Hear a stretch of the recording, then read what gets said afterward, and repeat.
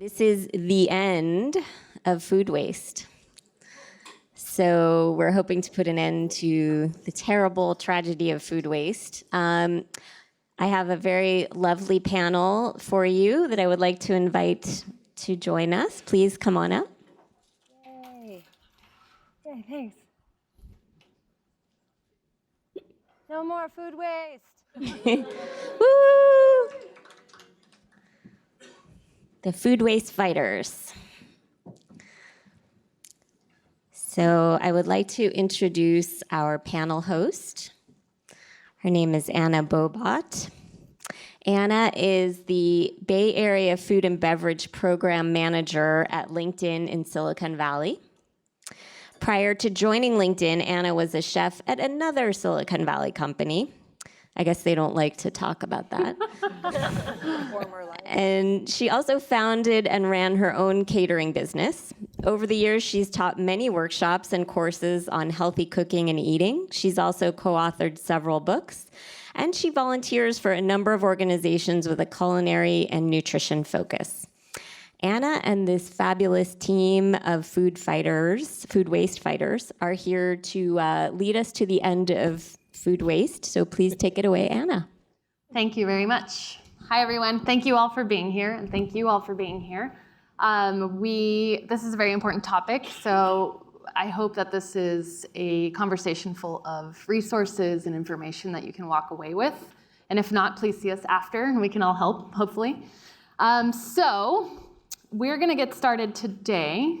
So Dana Gunders will be our first presenter. Dana is a leading expert on food system efficiency. She founded the Natural Resource Defense Council's initiative to reduce food waste and has authored Waste-Free Kitchen Handbook, testified in Congress, launched the Save the Food campaign, and appeared on media from John Oliver to Science Friday.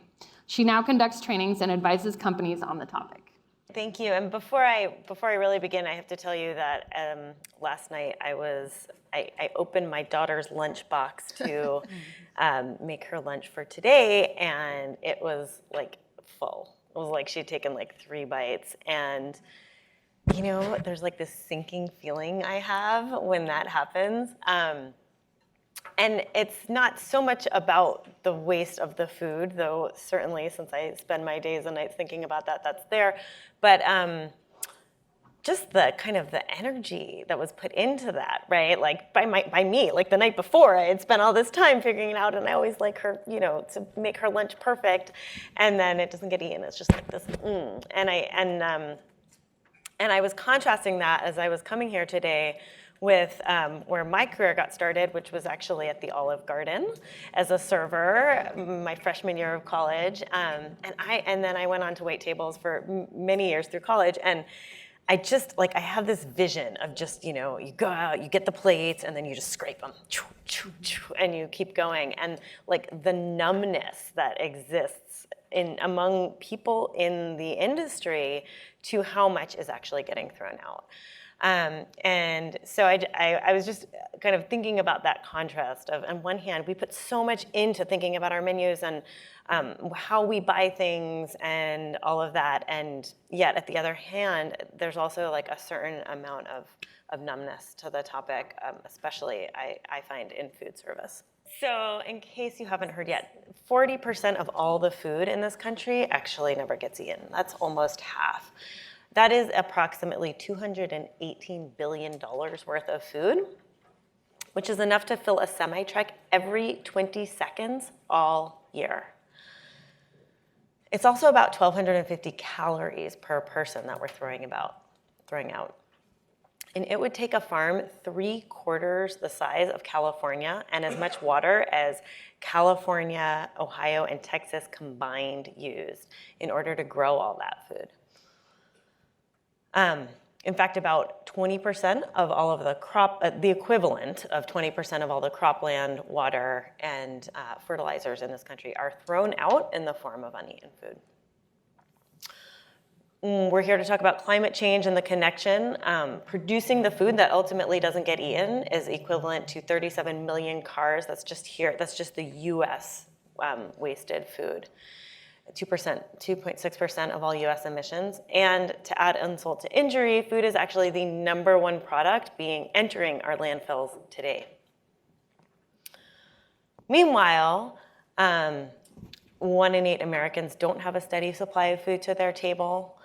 And 1/3, now there's a lot of challenges associated with this, but as a back of envelope calculation, about 1/3 of all the food that currently does not get eaten would be enough to give all food insecure Americans their total diet. And I think also, the real sort of size of the prize thing to think about is that in the future, 2050, not actually that far away anymore, the UN predicts we will need up to 2 times as much food as we have today, given changing diets and increasing populations. And you think about where that will come from. But they actually don't assume a reduction in how much would get wasted, right? They assume like current consumption habits. And so there's this great opportunity to meet about 1/4 of that demand through streamlining our food system and just not wasting as much. Someone already mentioned Project Drawdown. They looked at over 100 solutions to addressing climate change, and number 3 on their list was actually preventing food from going to waste. Composting was also on that list further down, but that's kind of in addition to actually not having food go to waste in the first place. So let's get to it. A few other kind of thoughts to frame the conversation here today. One is kind of, where is food getting wasted? So actually households, and I will caveat this by all of the data we have on this issue is very rough. It's a hard thing to really get good information on. But as far as we can tell, households are actually the biggest chunk of it. And I see a very important wedge missing a label on there, the one to the left of restaurants, which is actually food service. And if you combine food service and restaurants together, you wind up with, gosh, I'm not sure I have it on the top of my head, but about 30% of, or maybe it's a little more, of all the food getting wasted is happening in food service and restaurants.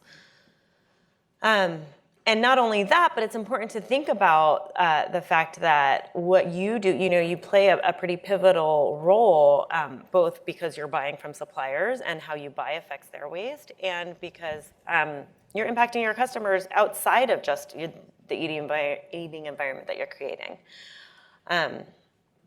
Another thing to just think about as you start to think about this issue is how to begin, right? Where do you begin? And beginning, not surprisingly, from all the conversation that's already happened today with high impact foods, like meat and dairy, is a good place to start. So to give you a sense, when you throw out 1 hamburger, that's the equivalent of a 90-minute shower, as compared with an egg, which is more like an 11-minute shower. This chart made it up here before, and I just want to kind of make the point. This is EPA's hierarchy of kind of what to do to stop food waste, or what to do with your food waste. And what they say is, first, let's not create it. And I liken this to kind of the reduce, reuse, recycle mantra in recycling. So first, let's not have it in the first place. If we do, let's get it to other people who could actually eat it. Then if not that, animals. And if not that, let's start looking at things like composting. There will always be, and not only banana peels and bones, but also some surplus food out there. But preventing it actually, especially from a climate perspective, but also a financial perspective, is a far more effective solution. And there's so much that we can do. So I will stop there. We're going to get into, tricks of the trade a little bit later. But yeah, and we'll have an open discussion, and I'm sure you're all burning to hear what LinkedIn does about food waste too, right? So we'll share a little bit about that later. So thank you very much, Dana. So we're going to move on next to Toussaint Potter, Chef Teah, also known as. Chef Teah is the executive chef of concessions at AT&T Park for Bon Appetit Management Company. Chef Teah has overseen all concessions and supported special events at AT&T Park since 2012. Previously, Chef Teah managed culinary operations for iconic Bay Area venues, including San Francisco's Candlestick Park and the Cow Palace. He has cooked and taught in kitchens all over the world, from New York to Las Vegas to Guam, and spent 7 years as a chef instructor and director of culinary arts at the Art Institute of California in Sacramento. Hi, Hello, welcome. who's that? This awesome, experienced gentleman that we'd love to hear from next. Okay. Good afternoon, everybody. Thank you for having me. A couple of things that jump out at me, especially on your slides. I'm glad you put them up there. 40% we waste. Wow. $218 billion. That's crazy. And obviously, there's things that need to be done. I want to thank Claire Cummins, who came in and talked about Bon Appetit. I'm with the Bon Appetit team now, and proud to be there because their initiatives are going there. But I'm going to talk a lot more about large venues because during the years, I've seen a lot of waste come through it and the changes that have come. A lot of it goes to do with partnership. There's a beautiful picture of our garden. We believe in a holistic approach through all the conversations and lectures that's going on. We've all talked about education, and that is the toughest part, and it becomes a daily basis thing. For me today, coming here is education for me, but I brought somebody with me because I believe she'll reach more of my employees than me standing in a classroom and talking to them. So thank you for coming. So what we're looking at is Claire talked about all our initiatives, and we're proud of all of them. And some of them work and some of them don't. And what I say to you is, you know, keep going. You have to keep functioning and pushing and doing things. I feed average 35 to 40,000 people per game. So that translates into 3 million baseball fans, and that's in 83 days, except if there's a rain out or a doubleheader, which we all, one of the ladies here mentioned that she was at a game and she says it went into extra innings, they won in the last thing. That means I'm there another 2 hours. We also do a large amount of catering. We host over 200 events a year. And some of you probably come with your companies and done some things there. Hopefully we did a great job. But the thing that I also look at, I feed 500,000 employees over a year. And I don't think we look into it properly. And one of the things that when we get into suggestions and stuff is, for me, I'm always feeding the gas and worrying about the fans, but how do we feed our employees? Because how we feed them really dictates where the waste comes in and how we're gonna feed our fans. And I didn't believe it, but it does transcend. How we do with our rest of our help is how we go with everything else.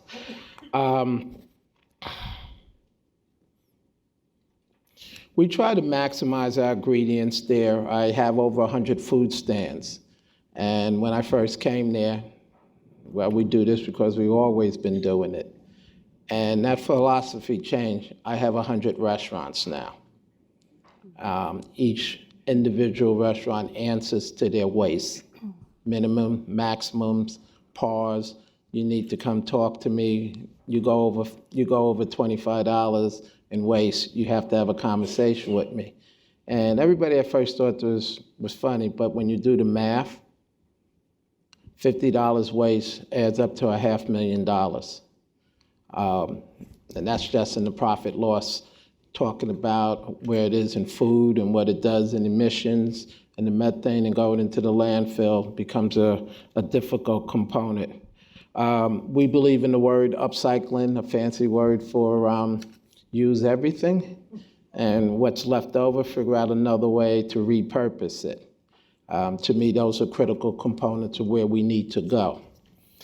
I wrote some notes, but I'm not sure that I did a good job on them.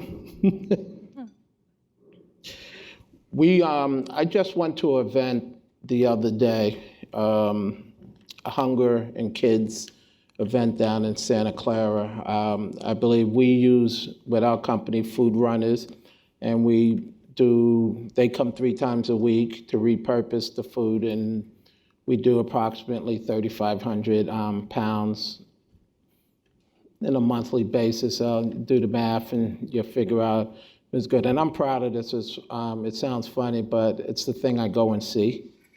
I go in early because I want to see what's really going out. Is it going to be used? One of the things that, partnership and collaborations, I find out that they need things. Lots of times in a big venue, they don't have enough refrigeration space. They don't have enough freezer space. And so if there's no place for it to go, it goes to the landfill. And last thing is we partnership with the Giants, and I'm really proud of it. The Giants, they're LEED certified. The thing that I'm the most proudest of at the ballpark is our LEED certification. Everybody wants to see the championship trophies, and they want to see all the memorabilia. The thing that I'm most proud of is the LEED certification. Since 2010, we won it 9 years in a row for Major League ballparks, and I bet you we would beat the football and everything else. The Giants have been a great partnership. They go through every piece of trash in that building and in that room. And the beauty of it is, for employees, when we walk in, that's the room we walk past every single day. The players walk past it. And we wind up 2017, 94% of it was compostable, that it never hit a landfill. And I'm proud of that because I'm involved in that. And so I believe it can be done. It's a concerted effort. And thank you.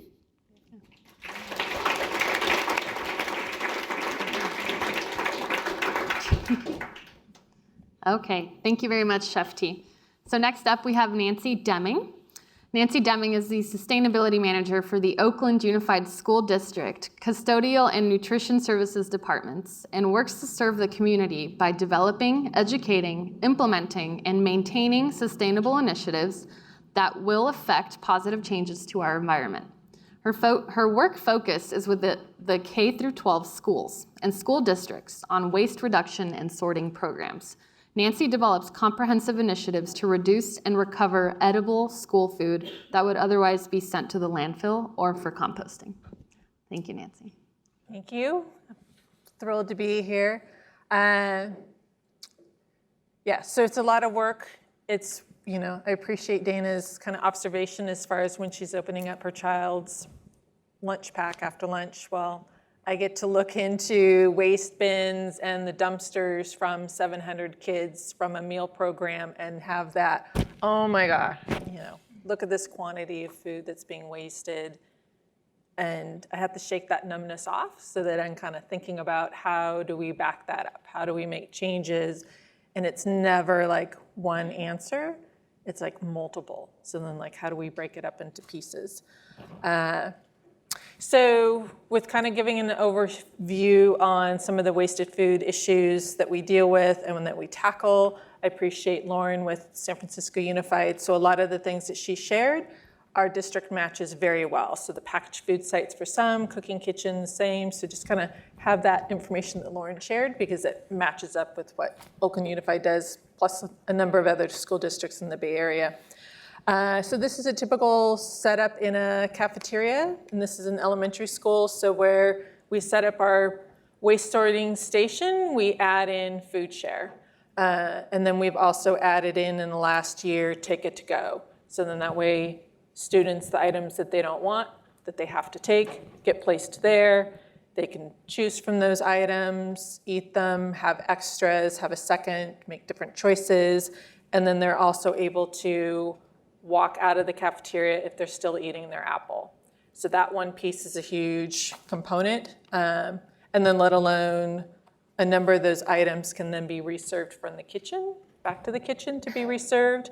And then we look at those items for food donation as well. So it's important to identify the issues and then to figure out what needs to be done. So this is an example of what one of my observations was looking into a dumpster at a school site that had breakfast after the bell. And with having this observation, then we made systematic changes. So we definitely ramped up on our food share reserving piece, because all those apples now would not hit the dumpsters. They would be reserved back in the kitchen and given back out to the students. The milk, we've changed the milk that are going out to the students for breakfast after the bell, and we're only sending small quantities versus enough milk for every student, and then those all have to be thrown away. So that milk, I mean, it was ridiculous. It was a 32-gallon trash can worth of milk a day that school was throwing out because it had left the kitchen cafeteria and then had come back and it wasn't in temperature. It's crazy. So we had a third of our schools have the packaged food. The other 2/3 has an on-site cooking kitchen. They both have issues on wasted food issues. A lot can be going for food share, food recovery, and reserving of the food. The school wasted food is a significant problem, and as I was mentioning, it's going to take a variety of ways to tackle it because there's different components. Each school is a little bit unique. There's different operating systems that can happen, little nuances, so it takes a lot of kind of back-end work, let alone staff training and doing procedures of that sort. Implementation on plans, I mean, definitely takes teamwork. It takes a village. I think the point to the restaurant owner saying, okay, what do I do? How do I do this on my own?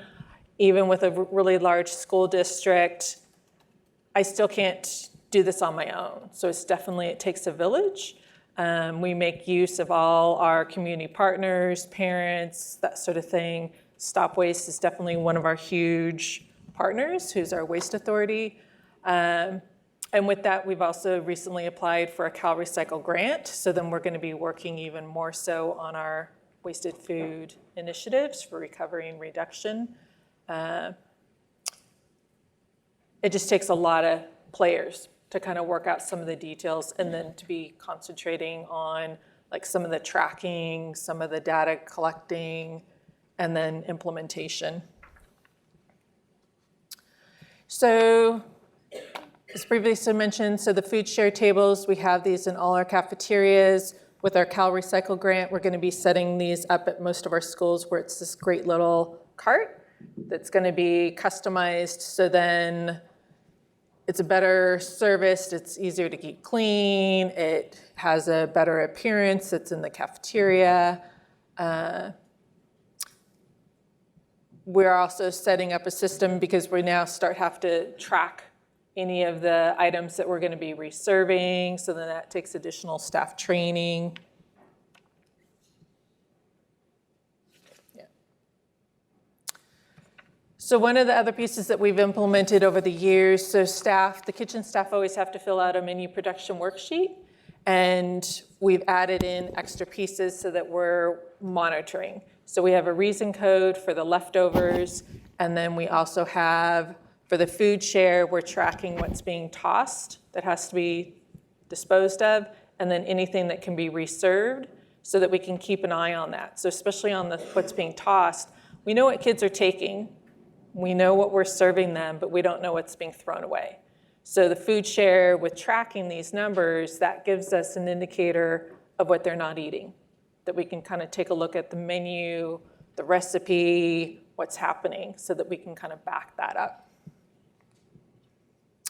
So we do a lot of education. We're really appreciative. San Diego Unified came up with this poster recently that we're going to be borrowing readily, encouraging students on their choices so that we reduce. Milk is a high waste item. There's times where we could have 2-3 milk crates worth of milk on the food share when that shouldn't be.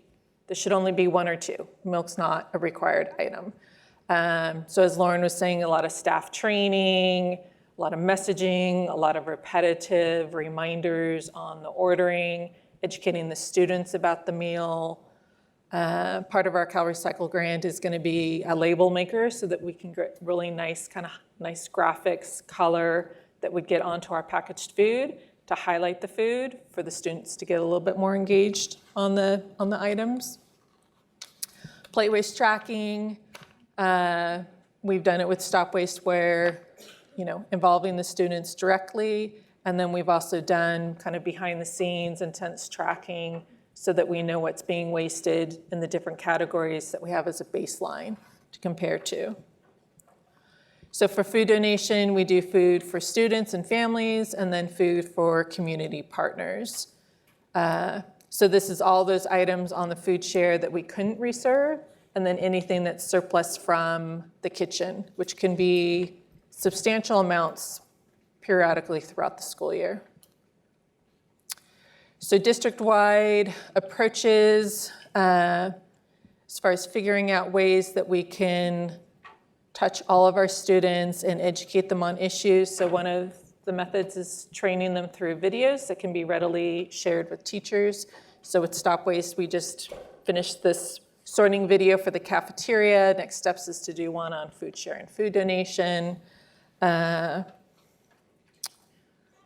of highlighting some of the issues. So like even just with food share, they can be run pretty well in the cafeteria, but there's times where they're all kind of like tossing the food into the bin, or you could see an apple and it's got pizza sauce on it. It's like educating the student, like handle this food with respect because somebody else is going to be potentially eating it. And especially for the schools as they get onto the food donation program, we want to be passing off food in its best quality. So this is a classic scene. This is why we have our Take It To Go program. Last thing that's on the child's plate is to eat their fruit. So this is a classic scene where they've taken a bite out of the apple and they're being told, clear your hands, clear everything free, and you got to get outside. Well, California Department of Education allows for fruits and vegetables to be consumed outside of the cafeteria. So we've implemented this in our elementary schools so that this little girl can walk out on the schoolyard and finish eating the apple. Because it's tragic, she wants to eat it. And sometimes they're standing there eating as much as they can before they have to toss it. So there's a lot of next steps that we're still working on. And so we do have a lot of our resources that we do within our own staff, plus public resources that are on our Green Gloves webpage. We also just released an article that gives a lot of the legislation, USDA requirements. It's a K through 12 wasted food roadmap that's also linked on our Green Gloves webpage that you can check. So with that, I just want to part with the quote that I always use that empowers the work that I do. In the end, we will conserve only what we love. We will love only what we understand. We will understand only what we are taught. Thank you. Thank you very much. Thank you very much, Nancy. So up next is our last presenter and panelist until we start our discussion. Frasz has 15 years of food recovery and entrepreneurship experience. Acknowledging that the current food system was leaving both food and people falling through the cracks, Dana launched Food Shift in 2012. Food Shift is developing models that strengthen food recovery infrastructure, provide jobs, and improve access to nutrition. Food Shift is a key educator, innovator, and leader within the movement toward a more sustainable use of food. Yay, thank you. Hi, everyone. Thanks for being here. I'm excited to have a chance to talk with you about these issues of food waste and hunger that have been part of the work I've been doing in the world for over 15 years. I started a food recovery group on campus back in 2003 and launched Food Shift in 2012 in Oakland. Food Shift is a nonprofit, social enterprise, idea incubator, and think tank. We are working with businesses, communities, and governments to develop solutions that reduce wasted food, increase access to nutritious food, and provide jobs. Despite the abundance of food in this region, 1 in 4 people in San Francisco are food insecure. They don't have adequate access to nutritious, affordable food. Over in Alameda, the number is 1 in 5, and in the heart of Silicon Valley, it's 1 in 4. Meanwhile, as we've heard, landfills and dumpsters are overflowing with perfectly edible food, contributing to climate change. For decades, food recovery groups, food banks have been working extremely hard to recover as much food as possible and redistribute it as a mechanism to address hunger. Yet, as we heard, 1 in 8 people in this country are still lacking in access to that food. We know that food alone will not solve hunger. It hasn't worked, and that's not the strategy that's going to get us out of poverty and hunger. The US spends about $168 billion a year on hunger-related efforts. Neither food nor people should go to waste. Based on these principles, 2 years ago, we launched the Food Shift Kitchen over in Alameda. And this is how it works. We come to San Francisco and we pick up produce from different markets. Those markets actually pay us to pick up the food, which took a while to convince, but that's where we're at. We then take that food back to Alameda and we are processing that food and donating that food. And then we have a culinary job training program where people are entering the program who are ready to work, ready to make a change in their lives, and we're able to provide education, empowerment through using this food as our primary tool. Next, we create healthy food products. So we are donating a massive quantity of the food that we recover, about 75%, to local agencies. These agencies are feeding people, but they're also providing valuable services. By receiving our food, they can cut down the costs that they have to spend on food, so they can then invest those resources into the programming that they're providing to the people they serve. And lastly, we have a catering company. We are selling meals that we produce in our kitchen. Plant-forward, primarily vegetarian meals that are really nutritious and really delicious. This is a little bit about our impact. So we have a head chef who provides the culinary training. We have graduated 15 people from the program so far. We teach them cooking skills, life skills, and they learn front and back of house service, and we support them in finding work or education after the program as well. This model is based on DC Central Kitchen's model. Has anyone heard of that? Yeah? Nice. So DC Central Kitchen launched about 30 years ago. They now have 150 employees. They're graduating about 90 people each year from their culinary training program, and they're generating $9 million in revenue. This is the model that we're working to replicate here. I share this model with you today to use it as some inspiration, to share with you what's possible. If we shift our mindset around the issues of food waste and hunger from one that's based on charity to one that's really looking at this as an opportunity to create jobs and generate revenue. We need these jobs. These are the jobs that are going to reduce waste, feed people, contribute to a more sustainable community, and it's totally possible. And the last comment I'll make on that is just the importance of dignity around the food access piece. So there's often this equation that if we were just to donate all the food, we'd be solving hunger. For one, we need to make sure that the food that we're contributing to our communities is nutritious, and we're not just dumping food on these agencies. And we also need to make sure that we have an opportunity to use this food to generate revenue, to employ more people, which is actually a much more dignified and effective way to lift people out of poverty. Thank you.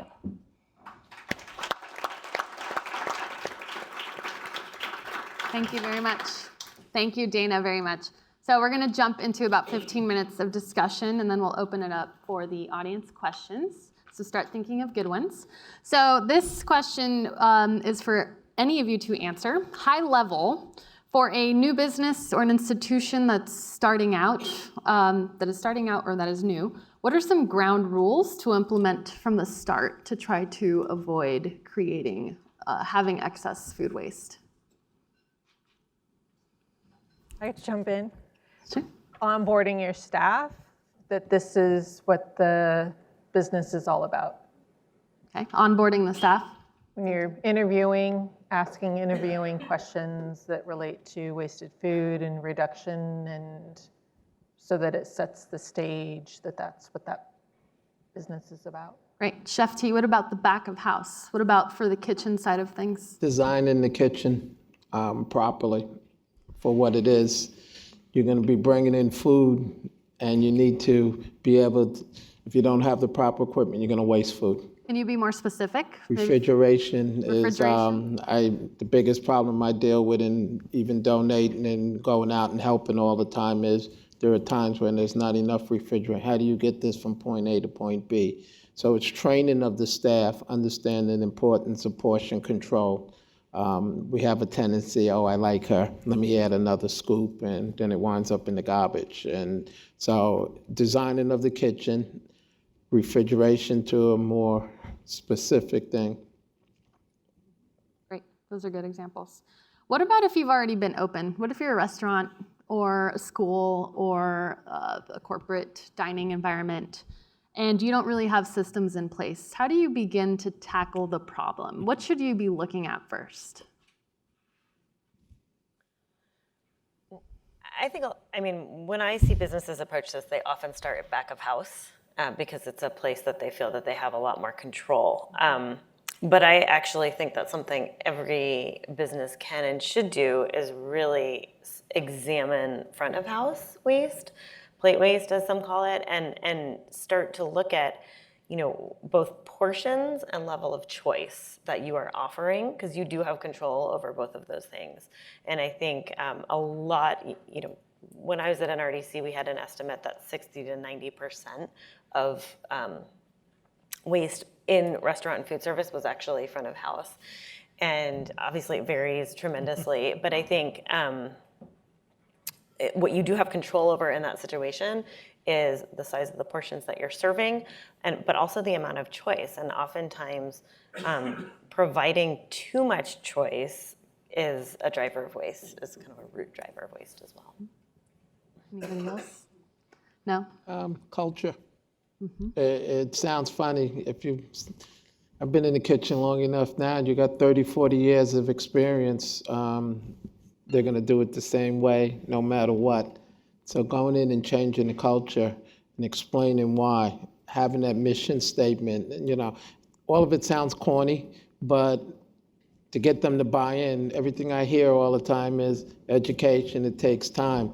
You go in and change the culture, you're going to have people supporting you. Yeah, they get it. They want to be a part of the solution. Yes. Right. So at LinkedIn, we're running, we do a lot of different things, but for front of house waste, this post-consumer waste, what's left on plates once they go to our dish pit. My colleague Stephanie Ivanek in the back is spearheading this with our food team and our workplace innovation team. And we're looking at why people waste. Why are you leaving half of the pasta dish on your plate? And they did table touching, and they went up to people. I was out on maternity leave, so I will take no credit in that part. But we found out some really fascinating information that, it was too salty, and I grabbed too much. It was too salty, I didn't finish it. The broccoli was cut too large, so it was hard to eat, and I couldn't eat all of it. And it might sound silly, but these are actual reasons, right? And so if you're in a restaurant, you have that opportunity to have that interaction with the person that's paying for the food. And I know in some corporate environments, it's partially subsidized or it's fully subsidized. It's buffet style, it's plated. We do a little mix. We do buffet and plated, so we help with the portion control. So back to the post-consumer though, we started weighing how much post-consumer we have in our dish rooms. We started with one cafe for now, and we're not just gonna like share how many pounds that is because sometimes that doesn't have the impact. What we're doing is we're turning it into an education campaign around collectively, this is an equivalent of how much food waste we have. Let's try to tackle all of these reasons why and come up with solutions for each of the whys. So we're gonna host a salt tasting panel for 40 to 50 employees to come, taste all the same dishes and do a blind taste and judge the level of saltiness and then show them the data. See, everyone has different palates, so that's not an easy solution. but cutting the broccoli smaller is an easy solution. Let's talk with our chef team, let's retrain, things like that. So it is having the education, the ongoing interaction with the end users, the consumers, and also partnering with the chef team. So our chef team is really passionate about this as well. We partner with Bon Appetit Management Company in our kitchens. So this is a collaborative effort. But yeah, I'm happy to chat about that later. We could go on for days, but. So, yes. Source separating. I mean, when I first started this job, I was with custodial and setting up the waste bins, getting food scraps in the cafeteria. Like once you start getting it all out of just that gray landfill bin, you're separating out and you're seeing what's happening. And then when you're adding food share onto that as well, you're able to identify what's being wasted. And you can put it in two categories, right? It's the scraps, and then it's the surplus that's still edible, and then back of the house separating. There's so many times where kitchen staff will say, well, we don't really have much food waste. And then I'll set up 3 bins so that they're separating, and then I'll come back a few weeks later and I'm like, oh, but look, you had 10 sandwiches that you were tossing, but when it was all just going into a single trash can, it was out of sight, out of mind already. You know, that whole landfill is away. Once you drop it in a trash can, it gets commingled. It's not on their radar, but when you're separating it out, and then when you're also asking staff to be tracking it, then it has more value. Like, oh, you guys are watching this. I need to be more on point. And there's things, and then you can do things about once you know those numbers. Thank you. Another question, what technologies currently exist that restaurants or food businesses or anybody dealing with food waste should be looking into? Any programs? Yeah, I can recommend a couple that are in the food recovery space that if you do everything you can to prevent the waste from happening in the first place and then are prepared and willing to donate that food to a local agency. Replate is one that's based here in the Bay Area. They're a nonprofit. And so you can choose different membership levels, and they will come on a regular basis, very consistent professional service to pick up and redistribute food. Food recovery you work with, and they've been around for 30-ish years. And Copia is another one. So those are really good, pretty easy to use on your smartphone. Take a picture, post it, get the data from it, which is really great. Yeah. And those, they do charge though, right? So there's some free services and some that charge. That's they do important charge. to note. Yeah, that's great. So Copia and Replate charge. Food Runners is free, as are some other kind of smaller food recovery groups. And that goes back to my point about how important it is to actually invest in this as a service. We really do believe that we could be creating thousands of jobs in the food recovery, processing, and redistribution of food, but it does mean that businesses need to start paying for that service. And one way we've been able to convince businesses to pay us for the food recovery we do is we are reducing their waste disposal costs. There's no question about it. When we pull away with an entire van full of food, their costs are going down, and they're getting a tax deduction. So we've kind of calculated what that looks like, and that's how we've managed to get paid for our work. Awesome, thank you. I'll say on technology, I mean, I think we're actually in a really interesting time because there are a lot of, I think 5 years from now, we're gonna have a huge amount of options. And part of that is just outside of technology for a second, there's a policy that, there's a law that has already been passed in California, part of which, it's called SB 1383, and part of that is actually going to require that 20% of edible food that's currently wasted in the state of California be recovered for human consumption. Yes. By 2025, and it goes into effect in 2022. Sorry, a lot of numbers, but the point is, the way that they're looking at implementing that, and they're still finalizing, is requiring food businesses of a certain size to donate all of their food, not just 20%. And then they will likely be giving a waiver to businesses who prevent their food waste to below a certain level. And then you have to figure out, they also have to measure that, right? They have to figure out, like, are they meeting this statewide goal? And they're gonna require reporting and recording and all of these things. Because of that, I think we are about to see a huge explosion of technologies that are going to, come forward to help businesses meet some of those reporting requirements, prevention, incentives, and also recovery requirements. So that's just sort of, there's all looking at, processing images and just some like kind of artificial intelligence and some high-tech things that I think are around the corner. For now, I would say, are you using your inventory management and your point of sale information to their best use? Are you really like going back and looking at what you're buying, what is going to waste and what you're selling and how those compare? I think there's some really low-tech solutions that we shouldn't forget about, like signage in the right place at the right time. One of the things, you showed some, and one of the things I was involved with when I was at NRDC is a campaign called Save the Food, and it's a consumer education campaign. You can find it at savethefood.com. It's still out there. Marketing materials, right? And one of the things we provide as part of Save the Food were actually signs that you could put in the line of of like a cafeteria setting where people were picking up food and where your clients are picking up food. And the signs said things like, hey, we're trying to waste less food, so we want, if you'd like a sample before you take a whole portion, let us know. Or, hey, we're trying to waste less food, so we've made portions smaller, and feel free to come back for a refill. And there's about 8 different options of things that kind of play a dual role, because on one hand, the customers, it communicates to the clientele. It also communicates to the staff, who are running that food service operation. Oh, here's 8 signs that you could try. Are you doing any of that? And finally, there are tracking softwares out there. So LeanPath was mentioned that Dara's using, and others. And also, there's a couple others. Food, PHOOD, and Winnow are 2 others that are out there. Right. Our team hasn't tried LeanPath yet, but somebody referenced it in the last one. We're the old school ones right now, where we're measuring waste from every station and comparing. The chef has access and is inputting how many pounds of food were served on that station, how much was left over on that station, and then looking at the post-consumer waste and the food that was donated it. So we have a holistic view of the entire food waste for the day, so that then the chef has information that they could leverage to plan that menu again and reduce the amount of waste when they run that item again.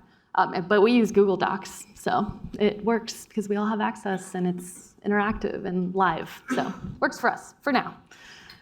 So another question. We're almost to audience time, but I think this one is pretty important to cover. What are some of the biggest struggles that you've come across when trying to reach your audience, whether in a school, a stadium, a restaurant? What are some tips you would recommend for creating change in behavior?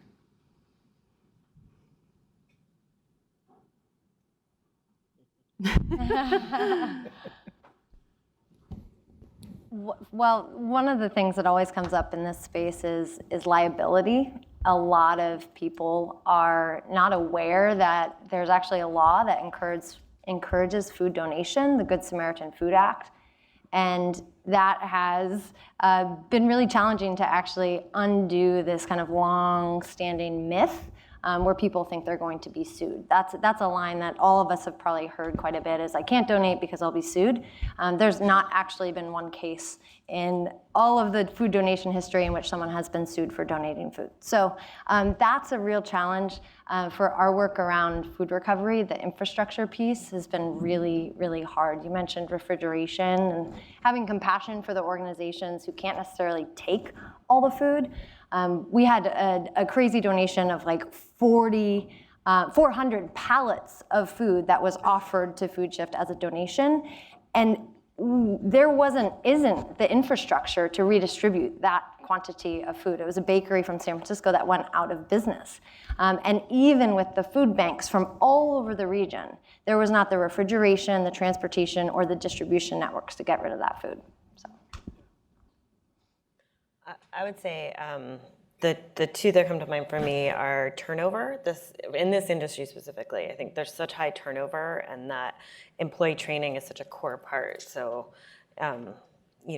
go out there, train a bunch of employees, get them really kind of passionate about the issue, because I think once you turn people on, you really can create some of that culture change, but then they leave. And so it's something that you have to keep doing ongoingly. And I think the other challenge is just the sort of expectation culturally that quantity equals value. And so there's, I think, a real challenge, particularly for smaller restaurants, that they, you have to kind of, you want to sell a $10 plate. You don't want to sell a $6 plate. And so in order to do that, you sort of need to put a certain volume of food on that plate to make it worthwhile. And that makes your whole business pencil out. And so the challenge that it's, people may want smaller items, but it doesn't bring in the right amount of revenue is like very real in this industry, I think. I'll share with you guys what LinkedIn does. So we partner with our sustainability teams, and once a quarter, we'll do a tour of our local trash sorting facility, the Smart Station, which is where our trash goes from Sunnyvale, Mountain View, Palo Alto, Los Altos, I believe. There's one in every city or area of cities that accepts all the local trash. And we go with a group of employees who sign up, and they may or may not they may be new to the sustainability team, or they may have heard of it in passing, they might be on the food team, and they get to see firsthand the piles and piles and piles of landfill and composting and plastics that are being sorted, and the pallets of plastics that have no home now, that China's not buying most of our plastic. And it's just eye-opening and impactful, and it creates change because it's suddenly so real and right in front of you. So the local waste department, some people fear them, but we try to embrace them. We ask them to come on site and do trainings for us. They can offer it in Spanish or English sometimes, depending on who's there, or we'll get a bilingual manager to be on site and translate right in the moment. We also partner with nonprofits like Bay Area Green Tours. They're based out of Oakland, and they help us organize a field trip around food waste, where there's several stops throughout the day, where they visited Food Shift in Oakland. They went into the kitchen. That's another thing that we've done with them that's really impactful, and you can offer that several times a year. You could also share that with family and friends, not just employees or internally. Like how powerful would it be to take a group of your chefs to go see where the carrot peels are going to, right? And where they're gonna sit until they biodegrade. Compost also sits and creates carbon emissions as well. So if we can reduce or reuse what we can before it gets there, I think that's ideal. So, yeah. I think also the relationship with the vendors becomes a critical component. And I mean, not at the salesman level, but at their corporate level, saying, as a company, we're interested at this. This is what we're trying to achieve.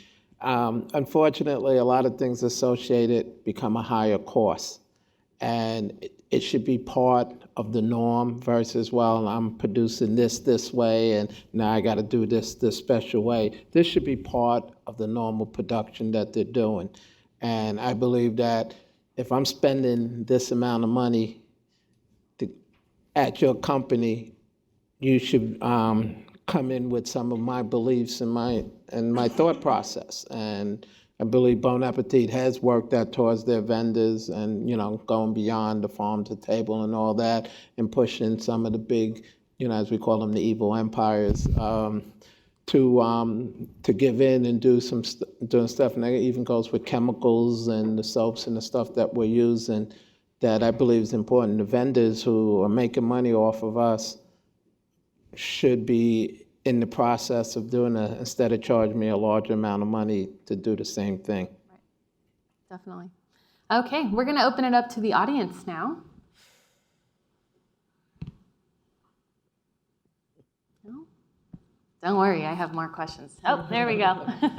For Nancy and Dan, Sure. photo, The mic is coming up to you. Sorry. Nancy, that you shared of the milk was wild. And I wondered if you could just say more about the issue of milk in school lunches, the policies around, why it needs to be served, and what solutions, if any, are out there for trying to reduce waste around milk. Did everyone hear that? USDA gives us requirements. So we're an offer versus serve school. So milk's not a requirement, but it's an offering.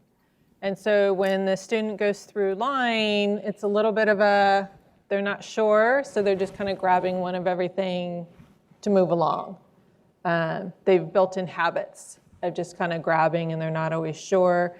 It's an awkward position for the kitchen staff because it's offering and we're supposed to be customer service. So then we don't want to call out a student like, hey, are you really going to drink that? We don't want to shame or have them feel uncomfortable. So then that's like with that poster, and then we're making up another poster with the information sheet that the teachers use with their students. So then they have an understanding of what the meal program is about and what the requirements are. So that we combat that issue on the milk.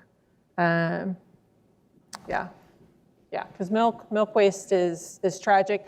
The other piece that's not shown in any of these photos is the milk that gets opened, but they don't finish. So this is a USDA issue, is we serve the same size milk to a kindergartner as a 12th grader. Kindergartner is never gonna finish that milk. Few sips maybe, and then, so we waste a lot of milk. So we have liquid dump buckets, and we can have several buckets for a whole series of lunches for a single school just because they couldn't finish the milk. So we also encourage them to try and drink as much as the milk as possible. But yeah, there's systems that are in place that we're having to contend with because of what the regulations are. This is a related question. I know when I was in elementary school, there was only milk offered for a drink option. Do schools now have water stations in cafeterias? Which makes a huge difference on the milk consumption. So when we started putting in hydration stations, we saw turning down on needing to take a milk because they were just thirsty. So they would grab a milk and have a few sips. So we did see a reduction on that milk being taken and then the milk being poured out. Yeah. Thank you. The water.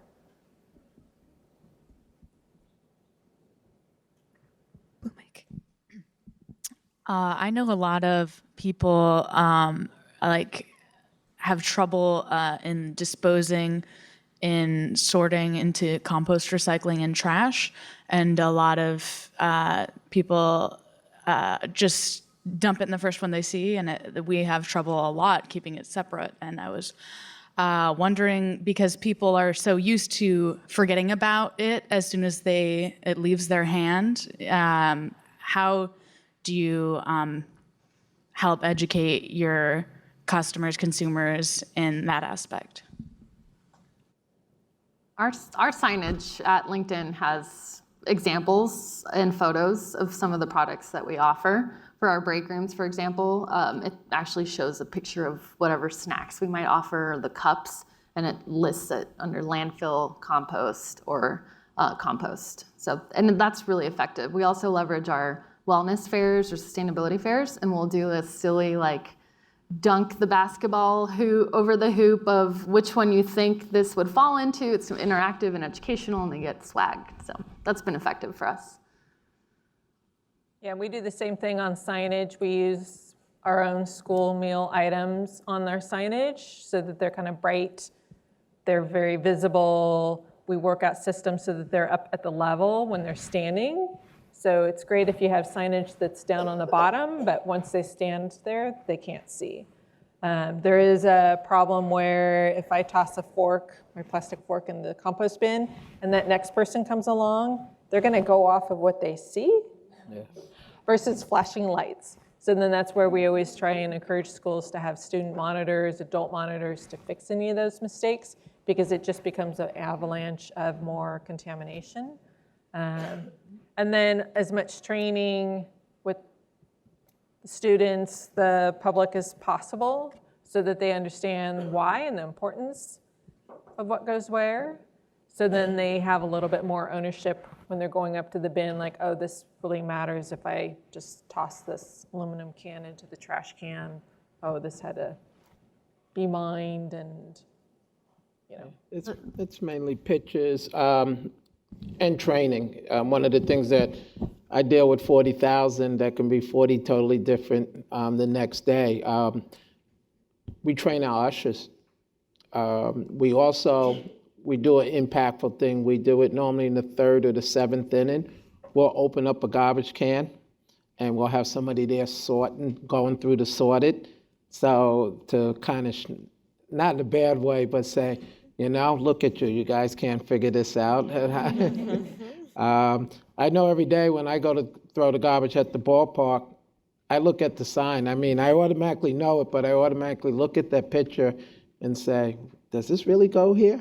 But I think we do a great, ushers who have nothing to do with garbage are there monitoring the garbage. And, and the garbage is a big issue with us. If you're ever at the ballpark, there's always some big trolley of garbage being moved because you have to move that amount.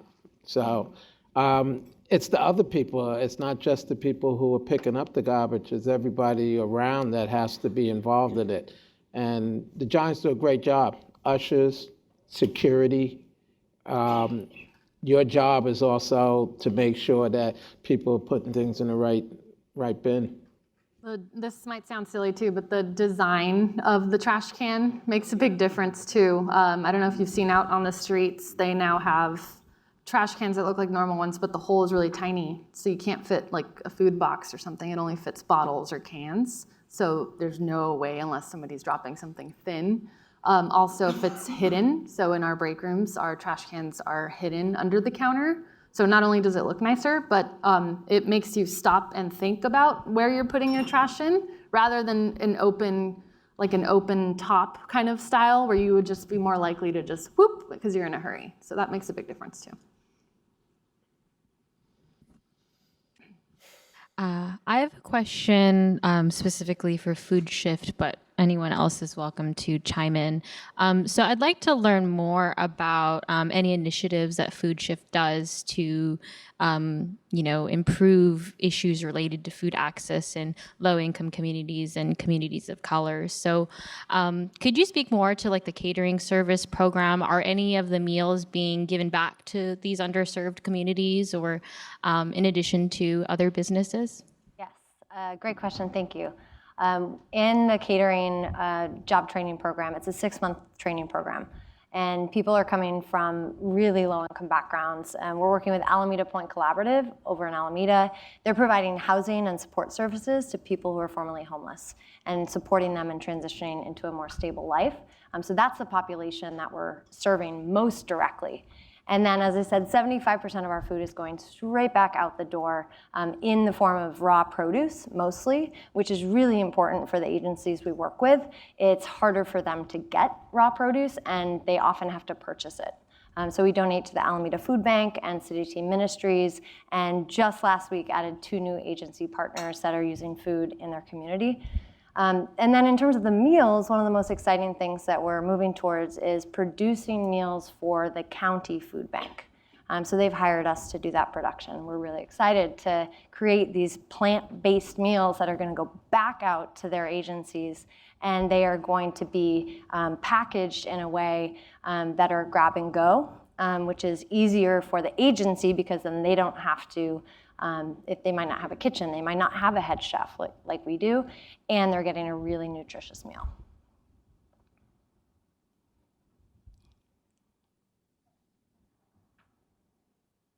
This is a question for Chef Teah. I was wondering about the portion size. How do you train, and how do you decide on portion size for so many people? I found that's really tricky when you talk with a lot of restaurant owners and cafeteria managers. But you take the guesswork out of it. It's all about small wares and equipment that you use. My biggest problem at the ballpark is getting them not to put too much cheese on the nachos. Okay? Well, you gotta understand, I go through probably 800 pounds of some form of nacho cheese. I'd like to go through 500 pounds, which is what, when I look at the sales, is telling me. So I do things, I buy enough, and my boss always argues with me, I buy enough smallware.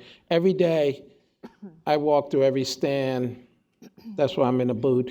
3 to 5 times, which means I go through and say, okay, this nacho stand, 3-ounce ladle for the cheese. The side of guacamole should be an ounce ladle. The side of salsa should be 2 ounces. And of course, all the equipment disappears after day 1. It's a persistent thing. It's like waking up and brushing your teeth.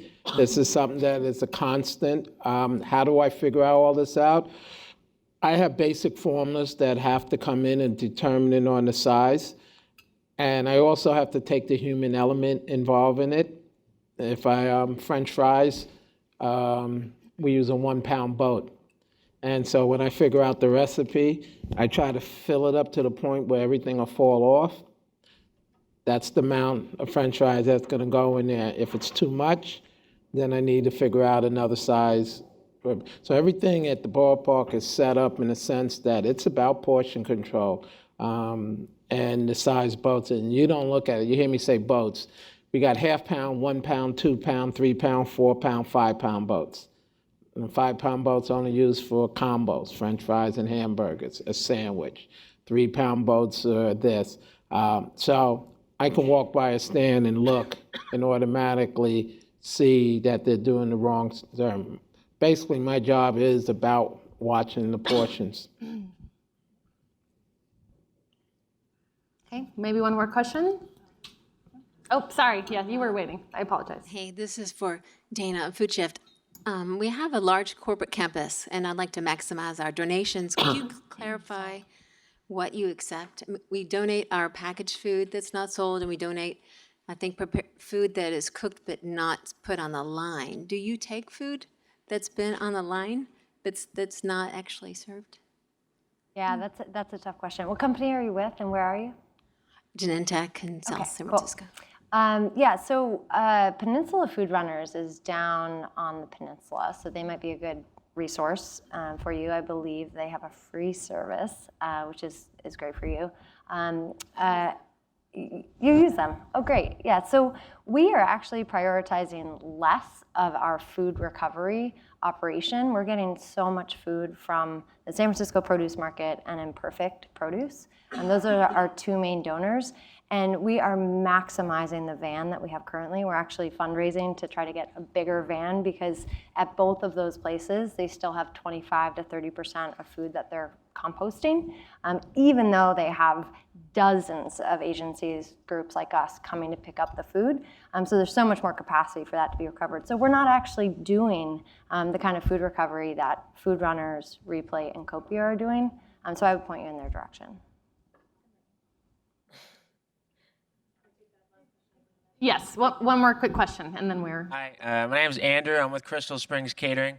I just wanted to thank all the speakers for giving us your time today, so thank you. My question is, Chef Teah, I'm a big Giants fan. I want to know if you remember the price of beer at the stadium and then what it is now from when you started. Yeah, I go back to Candlestick, so yeah, I remember the price of the beer. I'll explain one thing to you without getting real technical. It's about rent. What you don't see is what I pay the Giants. And I can't legally get into that conversation, but I'm gonna tell you, if you understood what is paid out in rent and what we do to do business in an $84 million business, is you want to know how we do business. If you've ever run a business in San Francisco, Union House, health and welfare, and then what we pay rent to the Giants, you would think I'd be crazy what I'm doing. We